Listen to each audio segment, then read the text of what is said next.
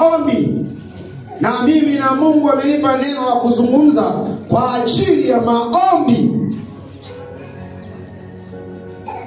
Uone sababu ya kwamba siku ya leo Mungu anazungumza ujumbe na sisi kwa habari ya maombi, akitaka kutukumbusha ya kwamba ni eneo hilo tumepoa, eneo hilo tumerudi nyuma. Kanisa la Mungu mahali hapa kwenye maombi inaonekana kuna nguvu imeanza kudumaa ndani ya maisha ya Kristo mmoja mmoja, na ukae ukijua kabisa pasipo maombi hakuna Mkristo anayeweza kuwa imara.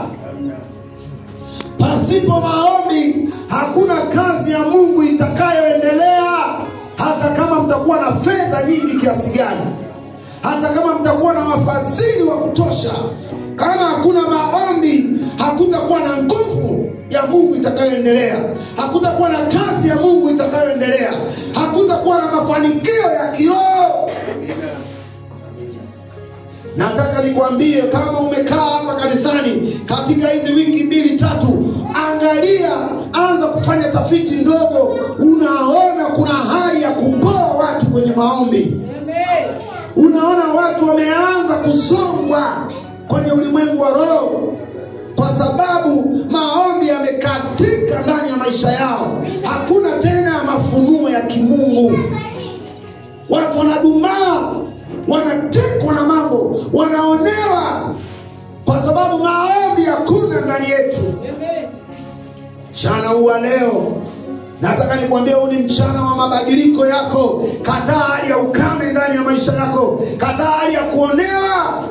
Mwambie Roho wa Mungu akupe kiu ya maombi mchana huu leo, iwe kiu endelevu kwenye maisha yako. Biblia inasema ombeni bila kukoma. Maombi ni kitu kisichokoma. Maombi ni jambo endelevu mpaka Yesu atakapodhihirishwa. Jina la Bwana libarikiwe sana. Mchana huu leo nataka nikutie moyo, mtu wa Mungu, hata kama ulikuwa kuna sehemu unaona hali fulani ya maombi inarudi nyuma, leo anza kuona upya. Leo tamani nguvu mpya za maombi ili upate ushindi katika mambo mbalimbali. Bwana asifiwe sana. Bwana asifiwe sana. Bwana asifiwe sana. Nguvu ya maombi ni nguvu ambayo inaweza kufanya yale yasiyowezekana yakawezekana.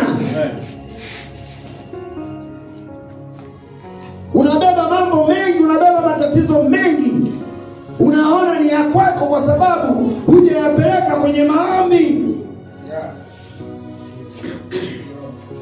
Vitu vingi vinakutatiza, unaona unapambana navyo wewe mwenyewe kwa sababu hujavipeleka kwenye maombi. Huko ndipo utakapopata mafunuo ya kushinda mambo mbalimbali. Haleluya. Haleluya. Maombi sio magumu kama ambavyo unafikiri. Ukienda sehemu watu wanakuambia maombi ni magumu. Maombi sio magumu, ila inawezekana ufahamu wako bado hujafikia kwenye kuelewa nini maana ya maombi. Kama Biblia inasema ombeni bila kukoma, kwa nini maombi yawe magumu? Ukiona mtu amefikia sehemu anashindwa kula chakula, huyo mtu yuko kwenye hali mbaya. Yuko kwenye hali mbaya, na watu watasema huyu mtu anaelekea kufa. Mgonjwa akifikia hatua hali, watu wanasema anaelekea kufa. Kwa hiyo Mkristo kama uombi ni sawasawa na mgonjwa aliyekataa chakula, anaelekea kufa. Maisha yake ya kiroho yanaelekea kufa.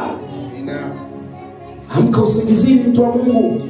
Amka usingizini. Wewe sio mtu wa kufa, wewe ni mtu wa kuishi, kwa sababu anasema nimekuja kuwapa uhai, tena uhai, tena uhai, wawe na uzima tele. Haleluya.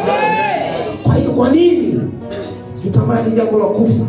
Sisi ni watu ambao Yesu amekuja kutupa uzima tele. Maombi ni chakula. Maombi ni pumzi ya Mungu ndani ya maisha yetu.